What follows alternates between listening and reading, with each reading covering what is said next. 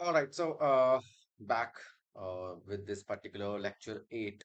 So अब थोड़े से ना lectures का length बढ़ाया जाएगा, right? So from now onwards, 15 October, that was the cutoff date, and सब कुछ complete करना है, बहुत सारा है, honestly speaking, बहुत सारा है, तो length थोड़ी बढ़ाएंगे, आपको थोड़ा सा बैठना पड़ेगा ज़्यादा। बात करते हैं मैकियावेली के अनुसार ना सरकारों के प्रकार कौन कौन से थे, टाइप्स ऑफ गवर्नमेंट मैकियावेली के अकॉर्डिंग पूछ सकते हैं। तो मेनली तो अगर हम बात करें तो तीन तरीके की हैं, मोनार्की, एरिस्टोक्रेसी एंड रिपब्लिक। ठीक है, लेकिन अगर इसको एक्सटेंसिव वर्जन देखें इसका तो मोनार्की आगे जाकर के टिरनी बन सकती है, अरिस्टोक्रेसी ओलिगार्की बन सकती है, और रिपब्लिक आपके डेमोक्रेसी बन सकती है। तो मुझे लगता है कि भाई जो मैकियावेली हैं, इन्होंने प्लाटो को भी पढ़ा, इन्होंने एरिस्टोटल को भी पढ़ा, राइट, और उनसे ही ये बेसिकली चीजें निकाल करके लेके आए। स्टेट पढ़ा था, लॉस पढ़ा होगा, राइट, पॉलिटिक्स पढ़ी होगी, तो वहां से ये सब चीजें निकाल करके लेके आए।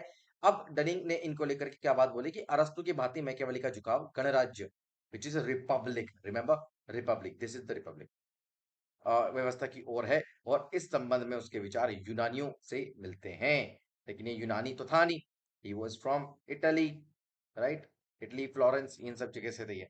तो हम बात करते हैं, तो मैकियावेली कुलीन तंत्र का कट्टर विरोधी था, यानी कि जो कुलीन तंत्र होता है, एरिस्टोक्रेसी, उसके खिलाफ थे ये। लेकिन प्रिंस में अलग कुछ पता चलता है, वो बताऊंगा आपको। सेबाइन कहते हैं कि मैकियावेली ने गणतंत्र का जहां संभव हो और राजतंत्र का जहां आवश्यक हो उसका स्वतंत्र उसका समर्थन किया है। ठीक है, लेकिन कुलीन तंत्र के संबंध में तो ये बिल्कुल बिल्कुल मानते थे कि कुलीन तंत्र बिल्कुल नहीं होना चाहिए, एरिस्टोक्रेसी नहीं ना होनी चाहिए बिल्कुल। ये वाली बात कौन मानते हैं? हमारे मैकियावेली। अच्छा, listen to me very carefully. Link description में दे रहा हूँ, एक प्लेलिस्ट है हमारी जिसके अंदर मैंने सारा का सारा कंप्लीट करा रखे हैं वेस्टर्न थॉट्स। बट यहाँ पर क्यों करवा रहे हैं? जस्ट बिकॉज हम चाहते हैं कि ना कोहेरेंस बना रहे, हार्मनी बनी रहे आपकी, राइट। तो विद टाइम आप चल रहे हैं, अभी पॉलिटिकल थिंकर्स चलेंगे, फिर थ्योरी पढ़ाएंगे, फिर कंपैरेटिव पॉलिटिक्स देखेंगे, फिर आईआर देखेंगे, और इसी के साथ आपका सिलेबस कंप्लीट कर देंगे, है ना। तो देखो, जल्दीबाजी मत मचाओ, जल्दीबाजी नहीं करनी, आराम से इत्मीनान से देखते हुए चलेंगे और कंप्लीट करेंगे। तो मैकियावेली के राज्य संबंधी मतलब स्टेट को लेकर के क्या है, तो ये कहते थे कि एक इनका जो आइडियल स्टेट था, इनका जो आइडियल स्टेट था वो क्या था? कॉमनवेल्थ। तो क्या बोला जाता है? कॉमनवेल्थ बोलते हैं। ठीक है, हॉब्स भी राज्य को कॉमनवेल्थ ही कहता है, राइट। उसको बात करते हैं, तो हॉब्स पहले कहते हैं या मैकियावेली पहले कहते हैं, मुझे बताना। अच्छा, फॉर द फर्स्ट टाइम अगर हम बात करें, he is the first one जिन्होंने आधुनिक अवधारणा दी थी, यानी कि मॉडर्न अप्रोच, मॉडर्न स्टेट का डेफिनेशन किन्होंने सबसे पहली बार दिया? इन्होंने। इसमें कहते थे कि जो गैर व्यक्तिगत है, नॉन इंडिविजुअलिस्टिक स्टेट है, और जिसके पास क्या होती है, इनके पास बाउंडिंग पावर्स होती हैं, जिसका एक क्षेत्र है, विशेष एकाधिकार है, which is the ruling, the rule, rule करना। वो किसका अधिकार है? एक पर्टिकुलर आपके शासन का, राइट। मैकियावेली को होता है राज्य सभी व्यक्तियों और संस्थाओं से श्रेष्ठ है, यानी कि बोलते हैं कि राज्य सबसे ऊंचा है, राज्य से बड़ा कुछ नहीं है, ये वाली बात करते हैं। ठीक है, मैकियावेली ने राज्य के साधन और साध्य दोनों ही रूप में स्वीकार किया है।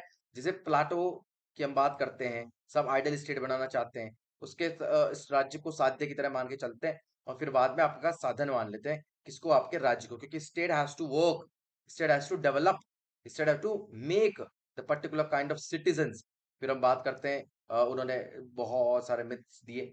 वो क्यों दिए? ताकि परफेक्ट राज्य बना सके। उसमें व्यक्तिगत हित नहीं देखा, उन्होंने देखा राज्य का क्या हित है। तो वह तो साध्य और साधन दोनों है। और मैकियावेली राज्य को कृत्रिम संस्था मानता है, ऑब्वियसली यार, वो तो मॉडर्न आइडियाज है, तो इट्स आर्टिफिशियल, हम बात करें तो इंस्टीट्यूट है। तो ये वाली बात है। मनुष्य का स्वार्थ मानता है, तो राज्य के आविर्भाव का कारण मनुष्य का स्वार्थ ही मानता है कि आया कैसे, उत्पन्न कैसे हुआ।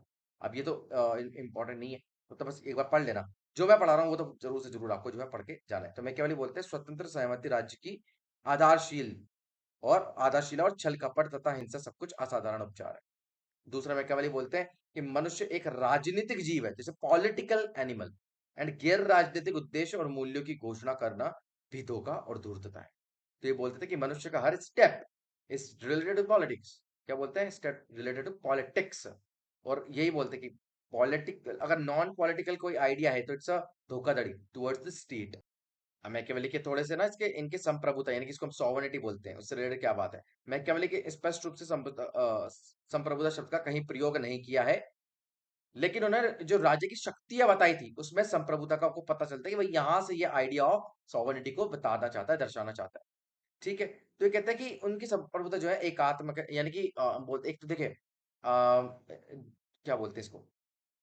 अरे बोलते हैं ना एकलवाद, और दूसरा होता है आपका बहुलवाद।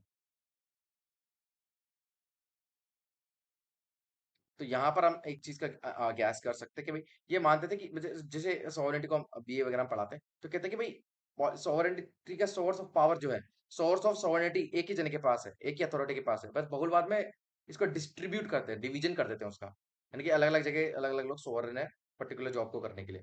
लेकिन ये ऐसा नहीं मानते थे, कहते हैं कि प्रिंस के पास ही होनी चाहिए सारी ताकत। फिर ये कहते थे लौकिक है, उसके बाद धर्मनिरपेक्ष होना चाहिए, इनका धर्मनिरपेक्ष अलग ही है बिल्कुल, राइट, और स्वतंत्र चेतना से युक्त होना चाहिए, तो इनकी बात करते हैं। हर नशा, इन्होंने क्या वाली बात बोली है कि मैकियावेली राजा की शक्ति की अविभाज्यता अविभाज्यता से राष्ट्र राज्यों के आगमन की पूर्व सूचना देता है। और कुक क्या कहता है? कुक कहता है कि मैकियावेली का राजा जन कल्याण के लिए तानाशाह, किंतु स्वयं अपने सुख एवं लाभ हेतु निरंकुश शासक नहीं है। सरन मैम, दूसरा बात करते हैं मैकियावेली के अनुसार अंतरराष्ट्रीय राजनीति शक्ति संतुलन की राजनीति होनी चाहिए। शासन और संप्रभुता के प्रति उसका दृष्टिकोण मर्यादित, उपयोगितावादी और यथार्थवादी, विच इज अ रियलिस्टम। हम बात करते हैं realist aspect, realist approach, realism का चश्मा पहन करके काम करें तो बेहतर होगा। ये मोस्टली अगर देखा जाए तो काफी बार पूछा गया है, कॉन्सेप्ट ऑफ यूनिवर्सल इगोइज्म, जिसको हम बोलते हैं सार्वभौमिक अहमवाद। क्या बोलते हैं? अहमवाद। ईगो होता है ना, ईगो, वही है बस ये। तो मैकियावेली के समस्त विचारों का आधार मानव स्वभाव ही है, यानी कि ह्यूमन नेचर को लेकर के क्या बात करते थे।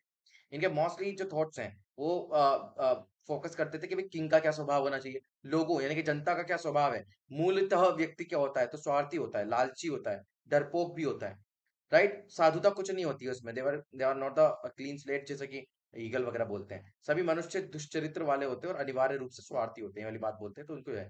तो दोनों दो क्या चीजें जो इनको चलाती है ह्यूमन नेचर को, तो पहला होता है स्वार्थ which is a selfish nature, और अहमवाद यानी कि इगोइज्म। तो इसकी हम बात करते हैं। मैकियावेली ने एक बात बोली है, और वो क्या बात बोली है, वो बोलते हैं कि भाई व्यक्ति पिता की मृत्यु भूल सकता है, लेकिन अपनी संपत्ति, पैतृक संपत्ति का विकास नहीं होने दे सकता, राइट।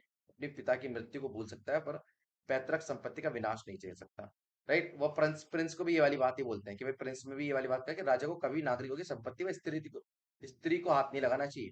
ये वाली बात तो मैंने पहले बताई है इसको काफी बार, राइट। और मानव मस्तिष्क भूतकाल की पूजा करता है, वर्तमान की आलोचना करता है और बेहतर भविष्य की इच्छा करता है। बताओ, ये मैकियावेली के शब्द हैं, उस समय की बात है ये, राइट।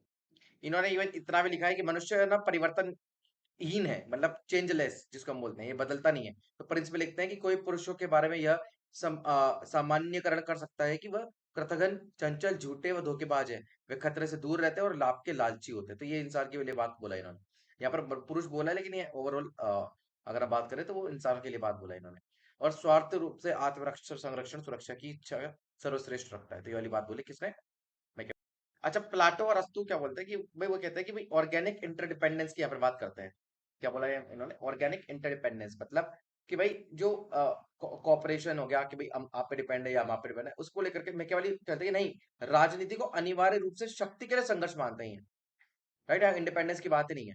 तो मानव नैतिक तर्क के बजाय जुनून, पैशन के अनुसार कार्य करता है। और इन्होंने कहा है, मानव व्यवहार के सिर्फ चार ही चीजें जो नियंत्रित करती है, पहला लव है, फिर हेट्रेड है, फिर फियर है, और फिर कंटेम्प्ट है, जो तिरस्कार और अपमान करते हैं, अवमानना करते हैं।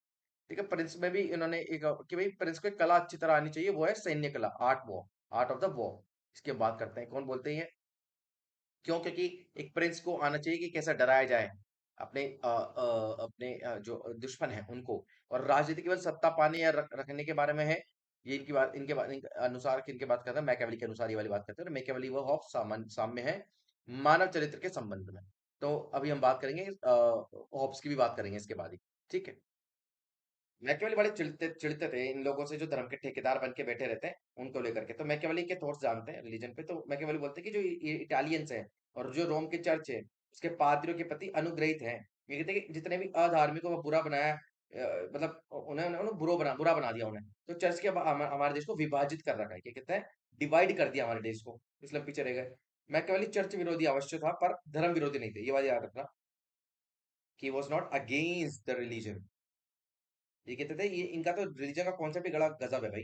ये चर्च के खिलाफ थे ये बोलते थे चर्च खराब चीज है भाई, चर्च नहीं होनी चाहिए। अथॉरिटी से ऊपर किसकी रखेंगे? प्रिंस की, यानी कि किंग की, यानी कि अथॉरिटी, यानी गवर्नमेंट, यानी कि स्टेट। यहाँ पर हम इसकी बात करते हैं। तो मैं क्या वाली बोलते हैं कि भाई धर्म को राज सत्ता के लिए एक साधन मीन्स की तरह मानता है, और राज्य साध्य है तो धर्म उसका साधन है। यानी कि अल्टीमेट गेम क्या चाहिए हमको?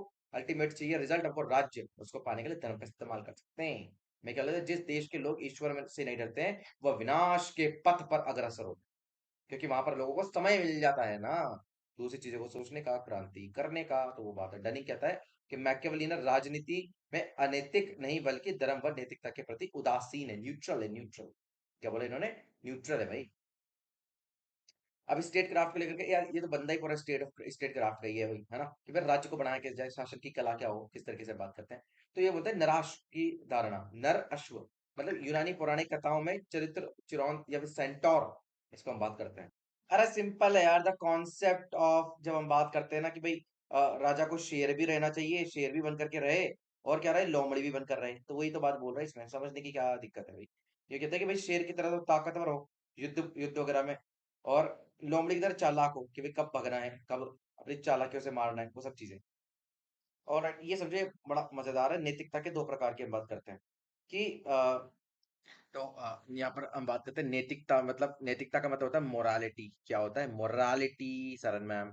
तो मोरालिटी को लेकर के इनके ना डुअल थॉट्स थे कि टू टाइप्स ऑफ मोरालिटी होती है, एक होती है प्राइवेट मोरालिटी, दूसरी होती है पब्लिक मोरालिटी। मतलब यहाँ पर ये इनके आइडियाज जो है, morality is actually attached to the religion, किससे? धर्म से। So when it comes to the prince ना, क्योंकि इनके ये वाले जो आइडियाज हैं वो सब प्रिंस से ही निकाले हुए हैं इन्होंने। प्रिंस के लिए ये क्या बात बोलते हैं, बस एक चीज सुन लो कि भाई सुनो, अपना पर्सनल मैटर एक तरफ रख। क्या ये प्रिंस को एडवाइस दे रहे हैं कि भाई सुन, तू मानता है नहीं मानता है डजेंट मैटर, तेरे राज्य में जो धर्म चलता है तुझे मानना पड़ेगा। जब कि भाई जब जब आप पब्लिक मोरालिटी की बात करते हैं, प्राइवेट मोरालिटी की बात करते हैं, तो प्रिंस की मोरालिटी डुअल मोरालिटी होनी चाहिए। क्या होना चाहिए? डुअल मोरालिटी, कि वो चाहे पर्सनली कुछ भी माने पर पब्लिक में तो उसको मानना पड़ेगा। ठीक है, तो कितने कहते हैं राजा को गैर नैतिक होना चाहिए, राइट, और जनता की नजर में नैतिक का व्यवहार करना चाहिए। भले ही चाहे तो वो धर्म को माने ना माने, डजेंट मैटर, नैतिकता को माने ना माने, doesn't matter. But on the other hand, when it comes to the public, it has to be a moral, उसको मॉरल पर्सन बनना ही पड़ेगा, राइट। शासन न सिर्फ कानून बल्कि नैतिकता से भी ऊपर है। तो ये मैकियावेली के वर्ड्स हैं।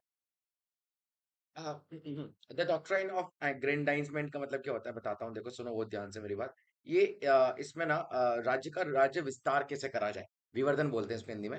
तो मतलब जो मैकियावेली हैं, वो उनका मेन आइडिया ये था, अगर आप स्टैंड स्टिल हैं तो आप पतन की तरफ हैं। If you have to survive ना, यू हैव टू एक्सपेंड। तो उनका ये वाला मानना था। तो प्रिंस और डिस्कोर्सेस में मैकियावेली ने इस सिद्धांत की बात बोली है, और मैकियावेली के अनुसार राज्य का विस्तार हो, अन्यथा वो नष्ट हो जाएगा। देखा, मैंने कहा ना, मुसोलिनी ने फिर यहीं से प्रेरणा ली थी, और फिर उन्होंने जो किया वो सबको पता है। मुसोलिनी इटली का, जो आपके हिटलर के टाइम पे सेकेंड वर्ल्ड वॉर में पार्टिसिपेट किए। मैकियावेली तो इन्होंने दो राज्य के बताया, एक स्वस्थ राज्य और एक अस्वस्थ राज्य। अच्छा बताओ, मैंने और किसने वाली बातें बोली है? हाँ, अरस्तु ने बोली है या प्लाटो ने बोली है? तो स्वस्थ होता है जो युद्धशील विवर्धनशील होता है। कौटिल्य ने कि जो विजिगीषु का सिद्धांत है वो इसी के है, मतलब इससे मिलता जुलता है वो, राइट। हालांकि विजिगीषु पहले, बहुत पहले कौटिल्य दे गए थे, ये बहुत बाद में आए। ठीक है, तकरीबन अगर हम बात करें तो 2000 साल का फर्क है। शांति प्रिय असफल राज्य की अगर हम बात करें तो ये अस्वस्थ राज्य होता है, राइट। तो preservation of the state is the most important aspect. And यहाँ पर इस पे ज्यादा फोकस कौन करते हैं? हमारे मैकियावेली साहब। ठीक है, तो यहाँ पर इसकी बात है। नेक्स्ट आता है आपका कॉन्डिटियर, कॉन्डिटियरी सिस्टम की जब हम बात करते हैं, वेरी वेरी इंपॉर्टेंट, ये आ जाएगा आपको एज इट इज, ये जिसपे स्टार मार्क लगाता हूँ आपको पता ही क्या करना है। तो इसको बोलते हैं किराए की सेना की आलोचक है। ये बोलते हैं कॉन्डिटियर सिस्टम, मतलब होता है कि भाई पैसे, जैसे हम बोलते हैं मर्सनरीज, क्या बोलते हैं? मर्सी नरीस। तो पता है कौन है ये लोग? ये लोग वो लोग हैं जो पैसे के बदले लड़ाई करते हैं। तो अगर इनको इनको देशवासियों के बदले या उनकी जगह अगर इन्हें भर्ती कर लिया जाए, तो अकॉर्डिंग टू द मैकियावेली ये डिजास्टरस होगा फॉर दिस। सिविक वर्च्यू की बात कर लो, सिविक वर्च्यू को लेकर के क्या बोलते हैं? सिविक वर्च्यू मतलब होता है नागरिक का सद्गुण, राइट। तो ये कहते हैं नागरिक का जो वर्च्यू है, मैकियावेली ने बहुत सारे, जैसे मतलब उदाहरण का मेन आइडिया वही है, केंद्रीय तत्व वही है, यानी कि इनका जितना भी आइडिया वो ह्यूमन नेचर, ह्यूमन बिहेवियर, इसी पे आपका रहेगा। ठीक है, तो मैकियावेली का जो वर्च्यू है वो प्लाटो या अरस्तु का वर्च्यू नहीं है, क्योंकि प्लाटो वर्च्यू होता है नैतिकता, अच्छाई, राइट। लेकिन लेकिन मैकियावेली क्या कहता है? नहीं, ये युद्ध समान गुण है, पुरुषोचित की बात करते ही हैं। मतलब इसका वर्च्यू मतलब है, साहस और बुद्धि में समन्वय का प्रतीक है, यूँ कहते हैं। और इसको इटली में इटालियन लैंग्वेज में वियर्तु भी बोलते हैं। क्या बोलते हैं वियर्तु? ये तो मैंने एक्सप्लेन किया है यार, बड़े ही जो है जोरों-शोरों से किया है भाई। वियर्तु का मतलब क्या होता है? वह गुण या कौशल जो किसी व्यक्ति के भाग्य फॉर्ट्यूना के प्रहारों का सामना करे और किसी भी माध्यम से उन पर काबू पाने का सक्षम रहे। तो जिस प्रकार हमने एग्जाम्पल भी दिया था नदी का और उसके किनारे का, नदी का और उसके किनारे का क्या संबंध रहता है, और वही संबंध है वियरटू का और फॉर्च्यूना का। सर मैम, कहाँ पर देखोगे आप ये सब चीजें? डिस्क्रिप्शन में लिंक दे दिया मैंने, उसको देखो एक बार। Right, alright.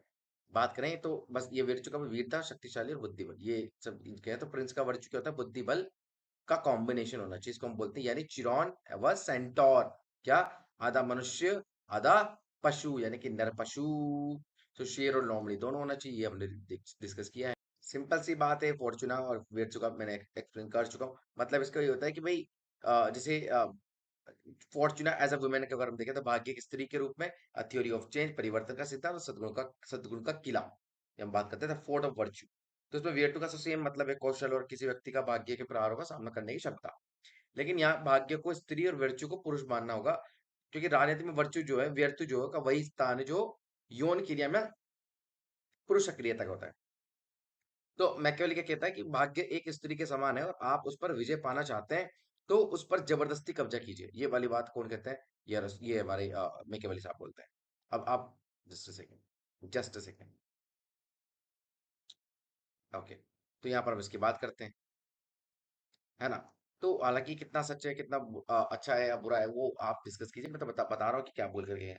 वह स्त्री को समान युवाओं, सावधान व तेज लोगों के लिए के ही नियंत्रण में आ सकती है। तो इसलिए उसको पुरुष को उस प्रकार का बनना पड़ेगा। तो ये कहता है कि भाग्य व जो सफलता की देवी देवी चपला है, वो परिवर्तन अविश्वसभावी है।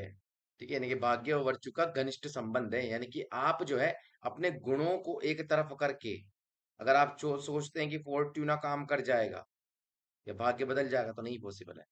ठीक है, तो ये कहते हैं भाग्य की तुलना मैकियावेली ने पहाड़ी व जंगली झरने से भी करता है, जो मैदानों में बाढ़ लाता है।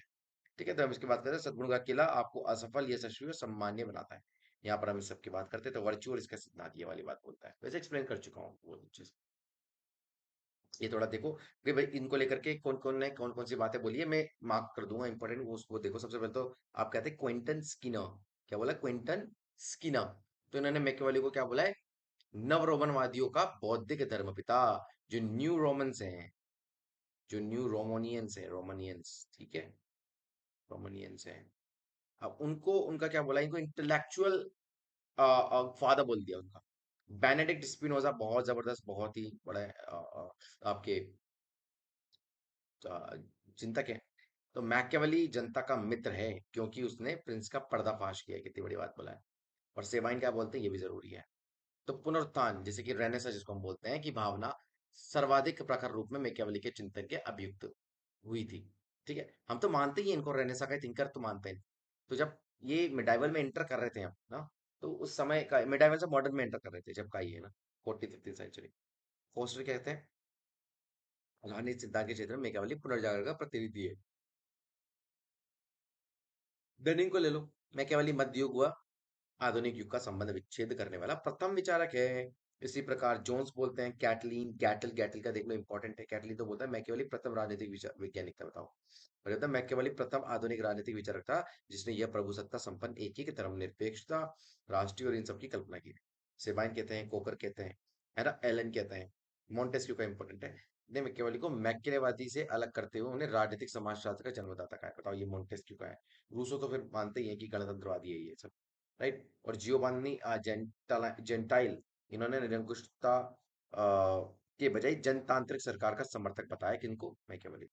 Alright, listen to me very carefully। इस वाले लेक्चर के बाद आपके पहला लेक्चर डालेंगे जिसके अंदर हम डिस्कस करेंगे एमसीक्यूज, और एमसीक्यूज भी किसकी? यूथ पब्लिकेशन की, जिसके अंदर हम बात करेंगे जितने भी पीवाईक्यूज आए हैं in the recent years, and उससे उसका एक्सप्लेनेशन देखेंगे। ठीक है, तो मुझे बताना आपको वो किस प्रकार से जो है मदद करेगा। And for that I want you to be very in luck. क्योंकि सर है ना, वाई?